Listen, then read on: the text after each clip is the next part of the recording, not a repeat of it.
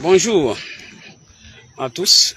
Nous sommes à Kinzamvouet. Ici, il y a le frère Boy, mon grand frère, l'aîné de la famille. Ici, nous avons le pasteur Mathieu, qui est aussi mon beau-frère. Moi, je suis le pasteur Daniel Mabiala, de l'église primitive du Seigneur Yeshua à Kinzamvouet. Je suis le père de la sœur Meda, celle qui est aujourd'hui la femme légitime de notre pasteur Pierre Cassou. Moi, j'avais donné ma fille au pasteur Pierre, après avoir constaté qu'elle a atteint 18 ans. Et lorsque j'ai vu dans les réseaux sociaux ce qui se dit, je me suis dit, le monde doit être sérieux. Vous n'êtes même pas le père ni la mère de la jeune fille, mais vous donnez déjà l'âge. Je pense pourquoi je viens de faire cette vidéo et je vais encore vous envoyer une autre vidéo. Là, vous allez voir sa mère qui a aussi cette même taille, de petite taille. Alors, ma fille est née le 29, je pense, le 29 septembre 2005. Et d'ailleurs, elle a commencé les écoles, ses études primaires en retard. Elle avait déjà 9 ans. Parce que comme elle était de petite taille, on pensait que peut-être qu'elle allait grossir, mais nous avons vu que c'est cette taille que le Seigneur lui a donnée, comme la taille de sa mère. Et nous sommes très émus, très touchés, lorsque nous voyons ce qui se passe aussi. Les gens disent n'importe quoi. Tantôt, et c'est une sœur de 12 ans, de tout. Donc, chacun dit selon ce qu'il pense. Mais je n'ai pas vu quelqu'un me poser la question parce que le 30 décembre, j'avais annoncé en plein culte à Kinzamvouet, en présence du pasteur Pierre, l'âge de ma fille. J'avais dit que ma fille avait déjà atteint 18 ans et c'était 2 mois passés. Elle était maintenant prête. C'est comme cela que moi, j'avais décidé de donner ma fille à frère Pierre Kassambakana, qui est mon pasteur, qui est l'évêque général de l'église. Mais cela a troublé le monde avec des voix de mandat d'arrêt sans toutefois me contacter. Je ne sais pas comment ils ont su que la jeune fille a tel ou tel autre âge. Mais moi, je vous confirme que ma fille a 18 ans révolus. Et tout celui qui veut constater, il ne peut que me contacter et il aura sa réponse parce que je suis le père de la fille et sa mère aussi. Dans la deuxième vidéo que je vais mettre à la portée de tous, va confirmer aussi le même âge. Donc nous, dans les Congo central, il y a un problème que vous devez connaître. Il y a des gens de petite taille. Ça, vous devez le connaître. Que Yahweh vous bénisse. Shalom, c'était moi, votre frère, Daniel Mabiala, le papa de la sœur Meda, l'épouse du frère Pierre Casse. Shalom.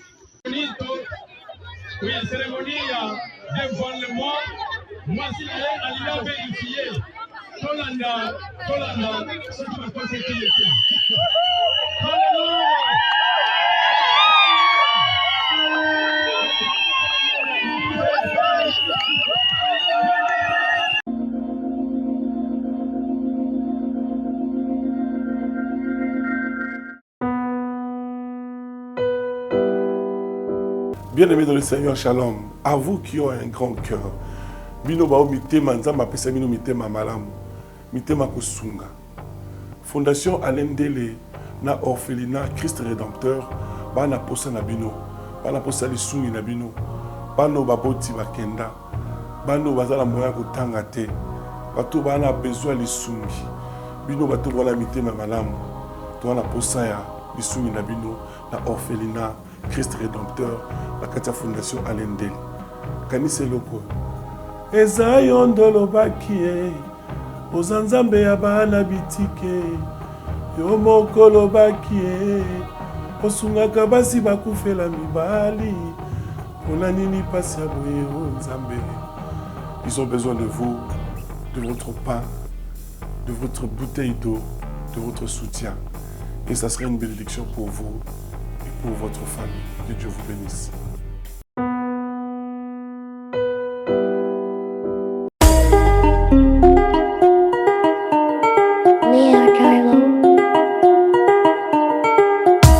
Congolais et Congolaises, habitants du monde entier, Dans l'optique de vouloir vous offrir un cadre de vie sain, paisible et sécurisé, Toronto City VIP de Maluku met en vente des terrains de 20 mètres carrés à bon prix. Ces terrains bénéficieront de l'eau potable, l'électricité et des voies gravelleuses. Situé à proximité de la zone économique spéciale de Maluku et voisin des sites Vodacom en République démocratique du Congo, Toronto City VIP se démarque par l'originalité et la beauté de son espace en vous offrant des terrains déjà cadastrés.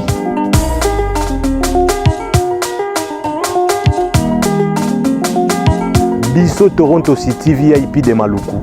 Toza non loin en zone économique, pene ya cité Vodacom. Toza awana ba parcelle il y a 20 mètres carrés na talo malamu.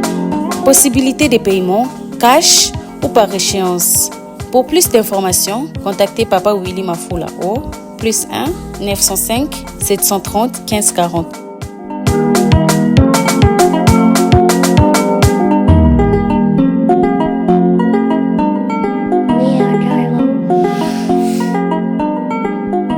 Offre limitée dans la mesure du stock disponible. Merci beaucoup Balandia. Nouvelle tendance encore une fois chez vous dans vos maisons. Ronde Kita, rendez-vous na Kitata. Nabi ke boza déjà ko sepela parce que émission na biso oyo ezotala mamakasi dernière fois to yambaki pasteur Paul Richard Pandi to lobelaki sur les songes bandoto. Ebele bato ba négliger bandoto. Vraiment émission etalamaki makasi bato ba bengaki trop parce que yo lotaka ndoto yo balanda ko kaka na bandoto. Banda balanda ko nanu bazopete même ko ba okango ezali. Vraiment tozaki richement béni parce que Bible dit mon peuple périt par faute de connaissance. Tozana koyeba te yango makamsu to leka kango. Bible dit sous encore une fois ebele bato bazalaki bana ba roi ba prince mais bazo kufa lokola bana ya bato pamba pona nini kozanga koyeba. Mwana aigle ba boko lié na soso aibi nete ka pumbwaka aibi ba richesse azana ngote aibi nete ke akokita na mai pa kangimbi salié ayo souffrir kolanda ba loso kolanda blo moi mike na se okaza aigle o akopumbo likolo. Pasteur Richard Paul Pandi, bonjour. Bonjour mon frère Randekita, bonjour Pena Bandekon Sobazolanda Biso. Tous avons kondima que na émission ya lelo, beaucoup ça se édifié vraiment na Italie ba prison spirituelle. Merci ma prison spirituelle vraiment pasteur lelo to na sujet a sorti à ma prison, il y a sorcellerie. Na CP dans temps on a mon livre Oyo, na kanisi livre Oyo. Pasteur a le sali ba livre na présenter ki ba livre na nyoso bato ba ndaki émission ba mona ki yango c'est pourquoi to ba ke to ko bana ko décortiquer livre moko et loko CP singa pasta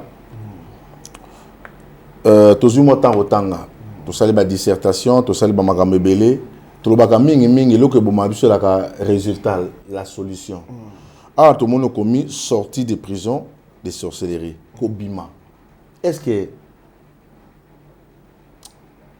et ba boloko wana mutu pa ko bima na boloko parce que to mona kaka na je crois na nouvelle alliance to moni Pierre akangama ki na boloko abimi spirituellement mais sur le plan physique ils ont existé tant abimi akei église ba ko que c'était lui babi son ange mais habité zangai na bimi miraculeusement. Est-ce qu'il y a des sorties aujourd'hui? Oui. Et vraiment, Batou, ce qui te commis Mukanda, c'est parce que c'est possible de monter à Bimana prison. Moni Mukanda, oyo, inspiration d'Angaya, et il est Ngandenini. Tant on a joué à Babaka.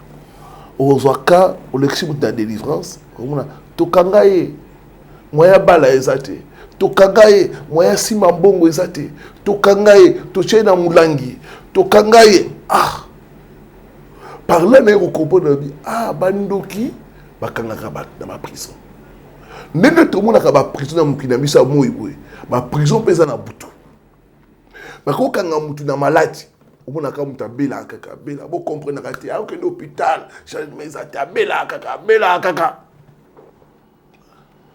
Mutu muso omona bakanga na bobola.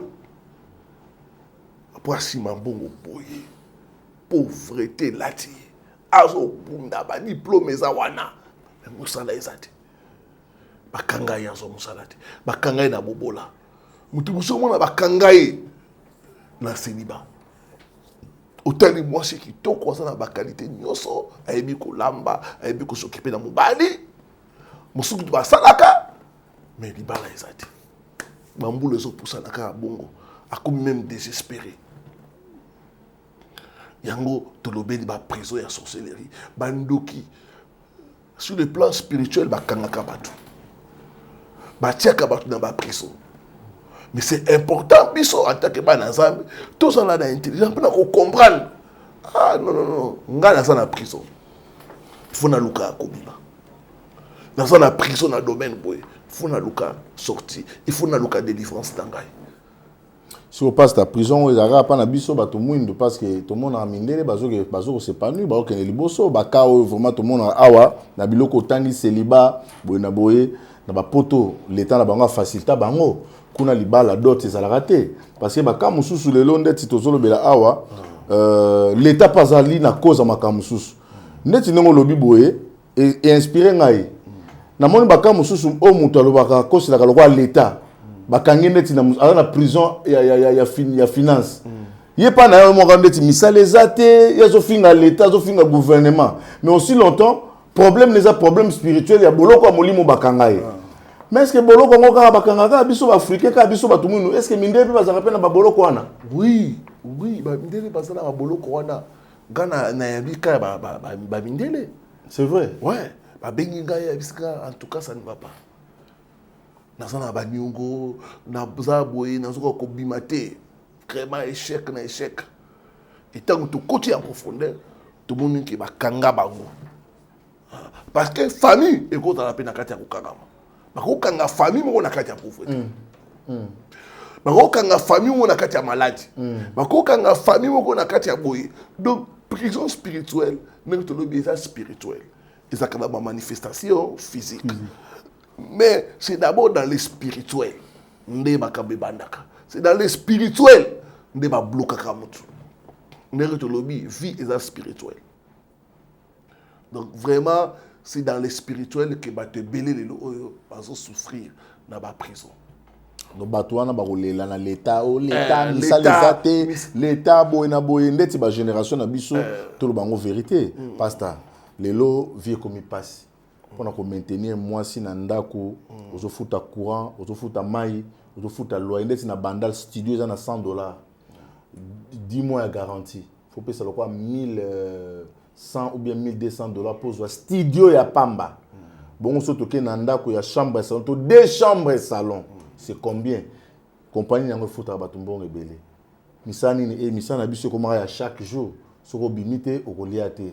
Siko eza l'état mutasali biso to eza ka boloko parce que tout le monde a l'état ndenga a livrer biso na maboko ba barrière na ndengwana to ko survivre te na ba dimension wana. Alors toi dans un bon côté parce que les lots passent tout bon mariage ça te alors au bout il y a autant que tu ambaka mutu biso tant que tu ambaka batu talaka musu eza situation mboka conjoncture musu eza spirituellement OK parce que bon musu vraiment azo bunda asimba rappel zo kate mais erume la kate mutu musu ebisa do bi ngala zo ba porter misala on voit que un mois ba benga dinga na mona kambongo mais etika la kate tango entrer en profondeur ba kangaye na pauvreté mutu so ko mona tango sonné mona banyungu atondi lu ba kangaye na prison ya banyungu donc même so ka jimbo fa futa banyungu azo futa kaka banyungu azo futa kaka banyungu donc total aspect physique na aspect spirituel. Physique, tu comprends que conjoncture est ça, boé. Même si on a nzambe, si on a moins nzambe vraiment, on a une vie de prière. Nzambe peut se monter ça malgré conjoncture, nzambe a une exception. Amen. Tout ça on a pas de vivre. Oui. Pas de foutre la bandako. Malgré situation beaucoup na biso, ba tout bazo que ne liboso. Ça sortir. Parce que bazo bunda. Mais et ça bateau ata bundi yé eloko mokote. Là, d'accord na tokoloba que ça prison. Parce que même au lobby les lots baba les commis passé parce que Et ça a une situation financière. Mais ça va être bakanga ba ba balati. Azana mbongo. Mabengaka mwasi yaka fana. Moi si parce que papa kende honorer nga na famille balanga albi en tout cas to sala ngosima. Na ko pesa ba ne peso kende. Na ko pesa exemple ya papa Wemba que son âme repose en paix. Tala papa Wemba autoba la maman Amazon kaka avant kufa awa. C'est un brave ça là écoute le mot bato bakamo. Ti papa Wemba zakawana na babala na bangote. Oh. Mais comment mutana mbongo azana nyonso vraiment place on a félicitations ici kaza vraiment so ba yo karabiso yo kabiso to encourager kae na acte on a saki ya ko honorer moi si na ye o biso tebi ka simba mbongo kala kina ba poto asala nyonso.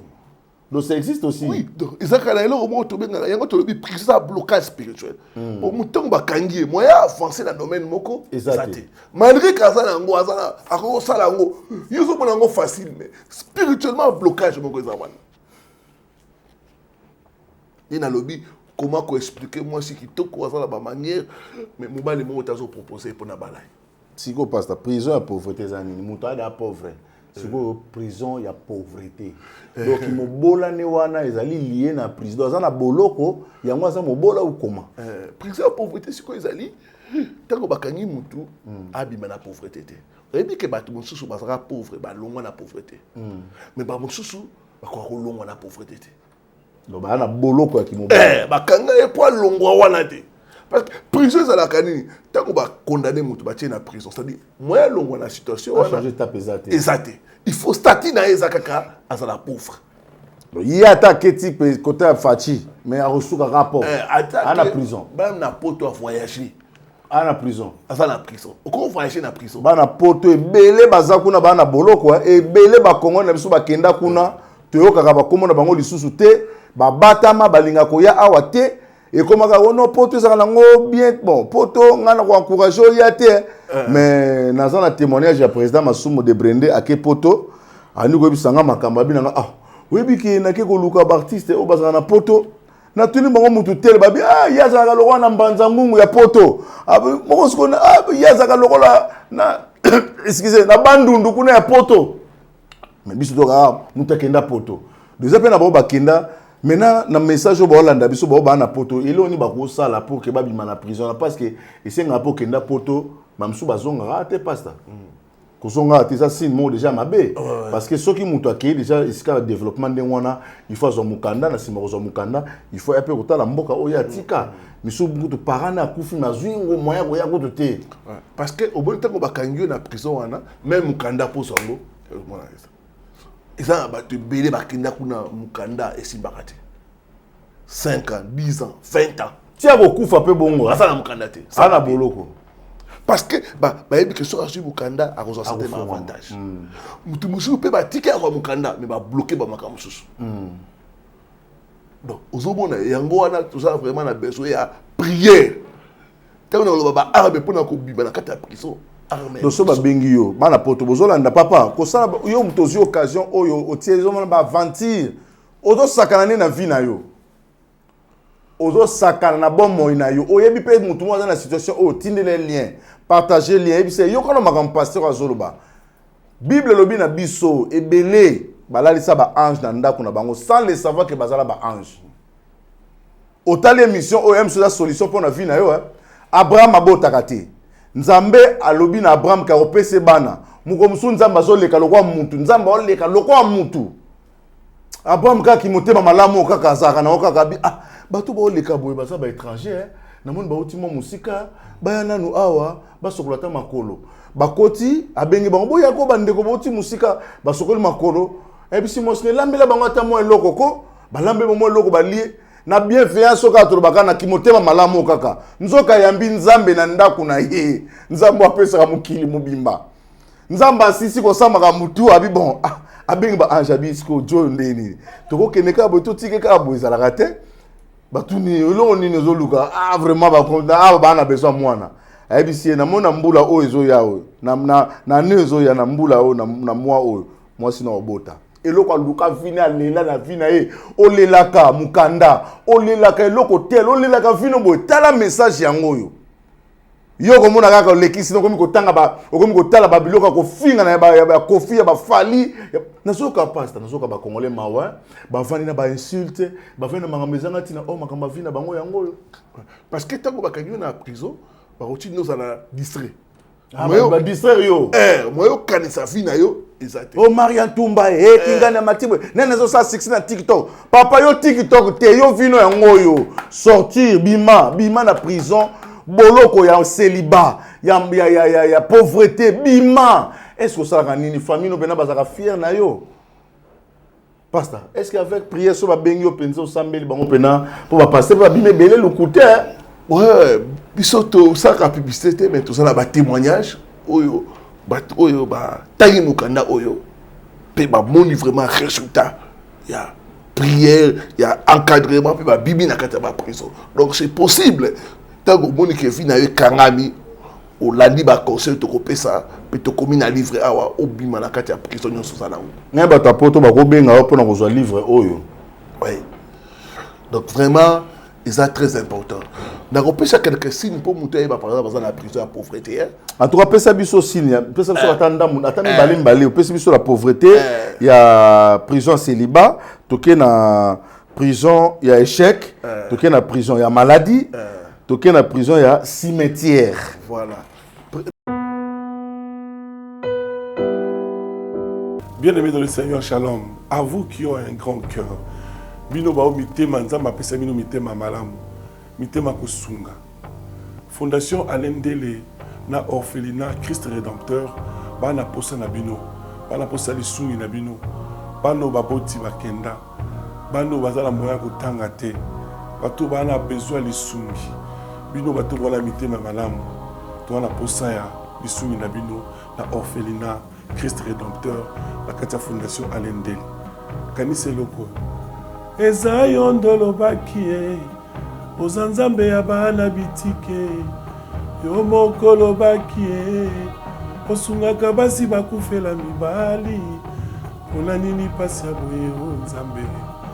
Ils ont besoin de vous, de votre pain, de votre bouteille d'eau, de votre soutien. Et ça serait une bénédiction pour vous. Pour votre famille. Que Dieu vous bénisse.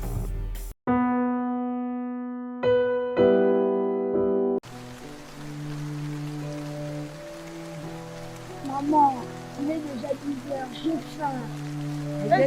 Makala eza ya kosila awa mpe mbula esangani na moi tozela mbula esila na somba makala. Maman Kalunga, sa fille mange. Elle mange. Maman Kalunga. Oui, maman.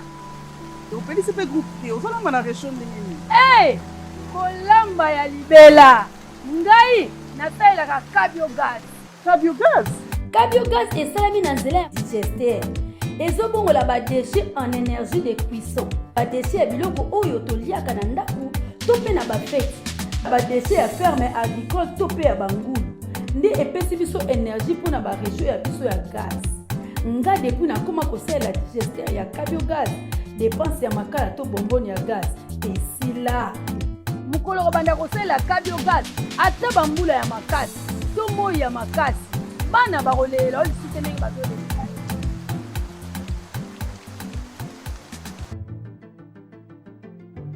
Cabiogaz kolamba ya libela. Na prison ya pauvreté okomona ke chaque fois que ozwi mbongo problème moko fe kweya moyen osala makambo arrêté mpo na mbongo wana eza te ozomona chaque fois ozoka mbongo likambo ekomaka embongo wana eke très bien donc badépense imprévu yaka ozwi mbongo mbutu bakoyi maladi mbongo wana eke esili nyonso ozwi mbongo olingi osala eloko moko donc okomona moto na biso pense n'arrivaka te kosorganiser parce que bato mingi oyo baza na kati ya prison wana babonaka ke mbongo etikalaka te abiso paster compte bancaire nanga 00 naza na découvert naza na banyungu eza signe ke oza na kati ya prison ya pauvreté. Ok, deuxième mosusu na pesika ya koresume investissement à perte. Au bon que partout où tu as un bon, il faut perdre toujours. otie mbongo no so balupango baboto lupango wana otie mbongo no na baaffaire edindi bakoyelo kopa bien bato nyonso baosala ngo bazokolo lufu ntango yo okeka kuno kotia waka boye bakangi lufu operde mbongo nazwaki ka homme d'affaires moka ntango ya covid azwaki crédit ya $40,000 a importé ba conteneur covid ye bakangi tout badate wana tout expiré période de nyonso donc ozomona ke nyonso ozotia esika ozotia mbongo na yo eza toujours à perdre osoni mutuka moko eselo commerce ya monene mutuka na kala mingi te esali accident operdre investissement à perte eza signe mpe kotalisa ke ozala prison ya pauvreté. Ok. Na bandoto, alors na bandoto no omona pa bandoto bazo botolo sac. Bazo yibombongo. Mona butu ba yibi ombongo. Ba yibi o sac. To bungisi sac na yo. Eza bandoto moko que esprit de pauvreté et ça kat na yo. Muso omona ozala voiture. Mais na ndoto obungisi voiture na yo. Ba yibi o to voiture so démarrer. Maintenant, prison, il y a célibat. Il y a célibat. Au moins, on a la qualité qu'il faut pour balle. Oui, au tanga, aux akitoko, au yebi misala ndaku, au yebi ceci, mais on a balade. On a pour la base. On balle, au moins, on a la mbon, mais pour on va dans la moitié et c'est barate. Toujours ma déception. Pas déception. Pas déception. Mais compréhension moi qui pas déception kaka déception. Ndeti ndeko moko boyana kina mwasi na ye. Vraiment c'est et puis pasteur sur 90 sur 100% ya mabala na biso ya ba jeune lelo 90% c'est sur Simbaté. Donc ba bala ni comme alobi lo basena onka un mois ba le kufi. Wa bala ni basena ka 3 jours mo di ba le kufi. Ba boyani na mwasi pour la nini.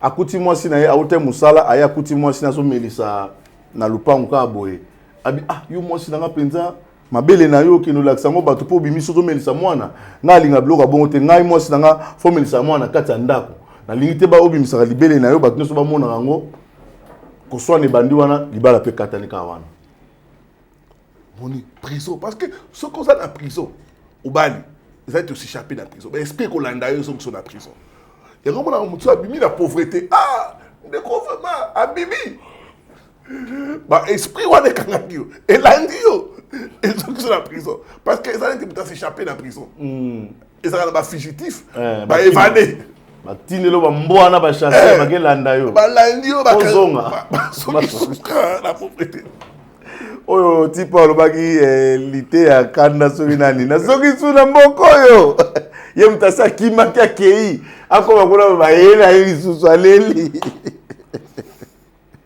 Vraiment, célibat, échec. Échec. Vous avez entreprise dans ça là, c'est toujours échec.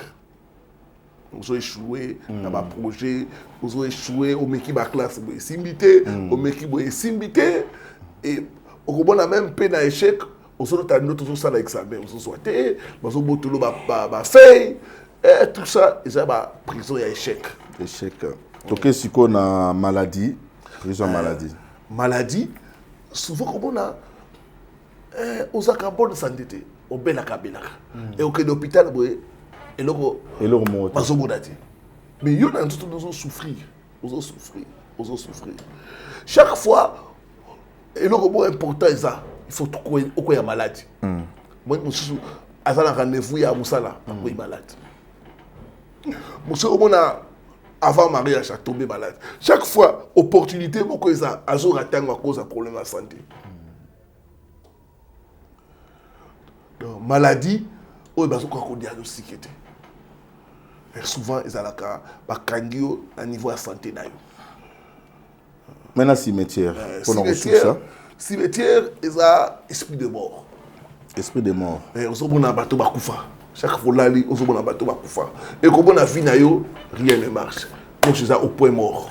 Mais si on passe là, est-ce que tout songe ezalaka kaka lié na échec ndeti obi esprit de mort ndeti ngai ya deux fois nazalaki omona papa na biso akufa notre père de papa nanga mais il y a deux fois moi na lai na ndoto na moni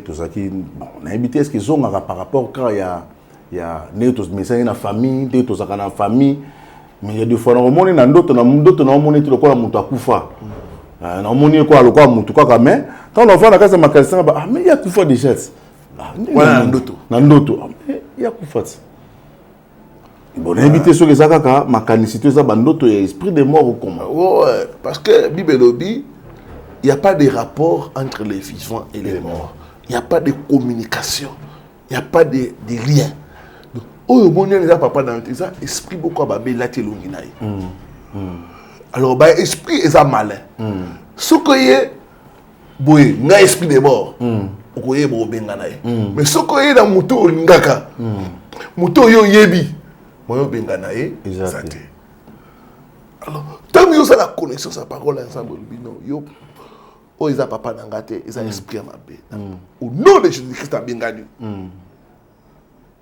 on a esprit neke donc mingi ça ka batak et dans ce baka bande ko bele ba l'autre bande to ba to ba kufa et comme on a vu na bango en tout cas blocage destruction des bonnes choses pas mauvaises nouvelles ba zo tourner en rond donc vraiment ils a ka nini moko balabti vraiment nakanisi bana nzambe bo pambola mi makasi parce que livre oyo eza livre moko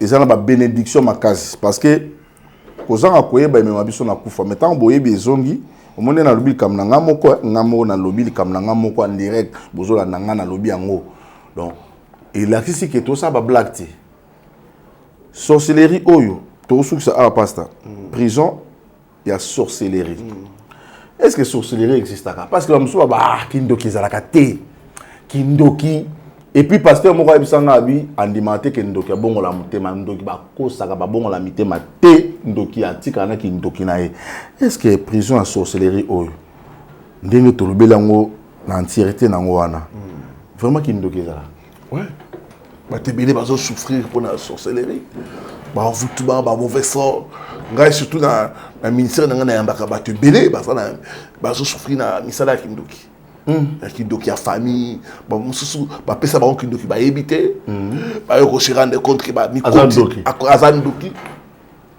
donc vraiment ils a réalité parce que bible bien bible n'y était que sorcellerie ezali bible pekisi ko pratiquer sorcellerie bible dit que sorcellerie ezali qu'on trouve chez toi personne qui pratique la sorcellerie bisoka binonyo soka bandoki likamno soka kindoki likamno soka kindoki est-ce kindoki on peut en influence sur biso et puis na ba famille na biso bandoki ngo toyeba bango to ka famille na bino nana zalaka ndoki to mona to za biso nyonso to za papa bana baba noko banani mais kindoki akala toyeba ka série ba koko na so bazaki na mboka ba génération wana ba génération ko kufa nango déjà mais tout le monde ka influence ya sorcellerie toujours na biso ka raison nini oui, batika système moko sorcellerie et se moderniser. OK. Donc batika système moko automatique ezo sala. Voilà ndoka za ba kenda na bango. Siko na propre. Ndoka propre. Ali rapé ba tout propre. Noko lukombo donc mone noko normal mais propre. Pour akalizele kaka koko moko oh choro koko disi ndoki oyo.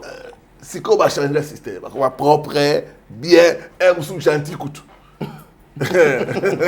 Comment gentil on dit maté Kazandoki mais à ce beau moyen c'est ba changer ba système gentil boye on dit maté mais à la misala wana merci pasteur lilo basuka ezani mpona mukolo na kasi to comme na suka ya émission na biso na ko bisa bande ko bazo souffrir dans ba prison et en sorcellerie toujours disponible pour na kosunga bango et délivrance ya solo et bandaka on n'a pas connaissance à parole amen yango bato abengaka biso ilo ka besoin to bandaka no kopisa ba enseignement parce que vous connaîtrez la vérité et la vérité vous affranchira tant on l'a dit ba enseignement on comprend les problèmes na yo okoye ba ndenge ni ko bondela pe ndenge ni ko so solution obima na katia nini wana.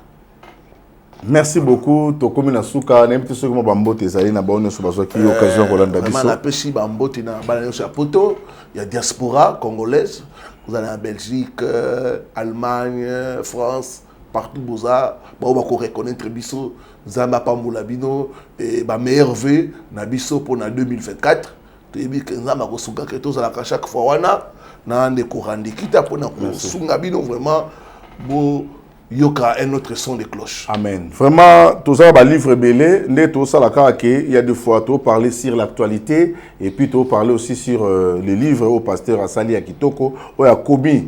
Nous avons l'habitude de tangate. En tout cas, tout tangaka vraiment. Et puis, quand on a fait mission boye, ils appellent malam pour avoir connaissance. Les camons, on a un message. Surtout les camons célibat, on va se retrouver. Mikolo, tu es là, on va balater. Mikolo. Koba les aki na ba âge à 18 ans, 19 ans, 20 ans. Mais yo so comme na 40 ans koko. Mais ti lelo so yo so monango kaka normal. So ba tuni mboka na biso, mboka siko ba dot ni ba la salle na kozwani mbongo ezate busa. Yo so monango normal mais âge so kende parce que lobi bana bazaka bénédiction pour na biso lelo to moni maître Gims ndeni na bouleverser donner à musique to moni makambe belé salami. Monto redi abanda komema daju amema bébé daju lelo daju a leke na succès daju a komi na mbongo leka donc ça nous a enseigné beaucoup de choses o mema kanani emsu muto mema ko négliger mais lobi a koma mutu munene donc vraiment nzambe apambola biso tokutani prochainement na livre musu to décortiquer et toko pambola ma lisusu mingi koleka tokutani prochainement. Peuple de Dieu, shalom. Satan a commis dans 666 manières pour nous baby saba destin ya bana ya Seigneur Jésus-Christ de Nazareth.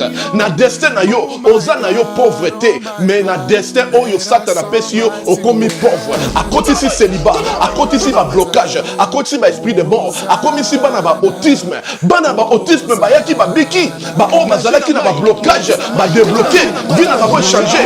O bazala mi kumba na bango, bo ya na ngo epai na Nzambe yemo kwa ko décharger bino botala o bakobi décharger nakoko ko bomba te bolamu Nzambe salinga et prophète ba opportunité pour nga Clémence et comment qui passe faveur et comment qui passe le temps on a zongi ba opportunité o nga na kutani nango na kutani na opportunité donc mutu nyo soza na besoin d'opportunité na vie ba porte fungwama ba chance sala do okutana kana makambo malamu na nzela nga na une semaine on a utozonga na 2 semaines je suis heureuse et je suis vraiment heureuse que Nzamba pesinga ba faveur wana opportunité fungwami do ba difficulté on azaki ya ko kanganga ya makazi modèle Nzamba débloquer ngo na iba kiteke ko zana bo pété boy vraiment délivrance des avuna très nécessaire. Je suis une femme pour le salaire business pour que na linga makamuna kende bien mbongo pe monanaka et puis na zana faveur et pas batou tout ça na zana ba porter fungamaka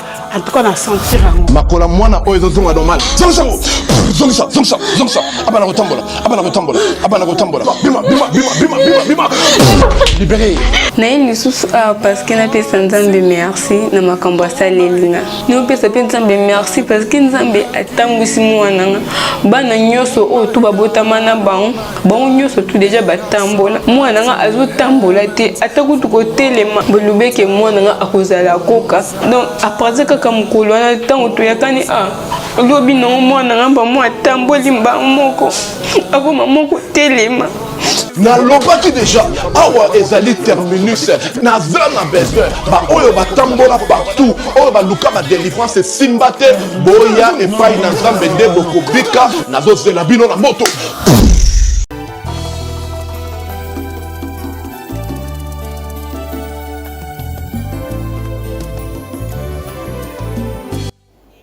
Shalom à tous, c'est la prophétesse Esther Emmanuel. Je vous salue tous au nom de Jésus. Bien-aimés dans le Seigneur, je viens vers vous pour un sujet très important et que aujourd'hui nous sommes dans 1 Jean 3, verset 8. Mais la Bible déclare le Fils de l'homme est apparu pour détruire les œuvres de ténèbres. Mais ce soir, j'aimerais franchement que nous puissions comprendre que nous sommes arrivés vraiment à la fin de l'année. Nous sommes arrivés au mois de novembre et au mois de décembre. C'est le mois où le diable se lève pour combattre. C'est le mois où les esprits de mort se lèvent. Ce soir, j'aimerais que tu puisses prendre conscience que c'est la fin de l'année. Nous devons prier pour nos familles, prier pour nos chéris. Priez pour nos fiancés, nos mères, nos mamans, nos papas, tout le monde. Prenez conscience, bien-aimés, parce que ce que nous sommes en train de voir là, c'est complètement grave. L'esprit de mort est là actuellement, bien-aimé. Lève-toi, prie. Prie pour ta famille, bien-aimé. Novembre, décembre, janvier, février, mars, ce sont les mois où le diable s'est levé. Ils ont besoin du sang. C'est maintenant que tu dois commencer à intercéder pour le membre de ta famille, pour ton entourage. Afin de détruire les œuvres de ténèbres, nous avons Jésus qui est notre bouclier. Nous avons le sang de Jésus. Nous voulons maintenant prier pour que le sang de Jésus inonde nos familles, que le sang de Jésus nous protège. Je prie au nom de Jésus. Père éternel, le Dieu de tous les esprits, je te recommande le peuple, Seigneur. Seigneur, tu nous as dit que l'esprit de mort est là. Nous voulons maintenant te voir à l'œuvre. Protège nos familles, afin que le diable ne puisse pas venir prendre. Nous ne voulons pas pleurer, Seigneur. Garde nos familles, garde notre entourage, garde nos frères et sœurs, Seigneur. Nous avons besoin de toi. Que le sang nous couvre. Merci, Seigneur, parce que tu es notre Dieu. Nous t'avons ainsi prié au nom de Jésus. Amen. Bien-aimé, l'esprit de mort est là. Prie sincèrement pour ta famille, parce que la mort, elle est tellement douloureuse de perdre un être cher. Bien-aimé, la mort, elle est tellement douloureuse quand on perd un être cher, elle est aussi irréversible. Je sais que le diable est là, il rôde pour détruire le peuple de Dieu. C'est maintenant qu'on doit se lever et prier. Bien-aimé, prions pour nos familles, prie pour tes amis, prie pour ta communauté, prie pour tes frères et sœurs. Nous avons tellement besoin de nos proches. Nous ne voulons pas que le diable puisse venir arracher ce qui est à nous, ce qui nous appartient. Même pour ton pire ennemi, prie pour ton pire ennemi. Dieu sait pourquoi il est là. Bien-aimé, c'est maintenant qu'on doit se lever. Sortons un peu dans la distraction, mettons-nous dans la prière, afin que nous puissions avoir la victoire. Nous combattons pas pour avoir la victoire, mais nous combattons dans la victoire. Parce que le Fils de l'homme est apparu pour détruire les œuvres de ténèbres. C'est la prophétesse Esther Emmanuel. Je vous aime énormément. À la prochaine. Bye.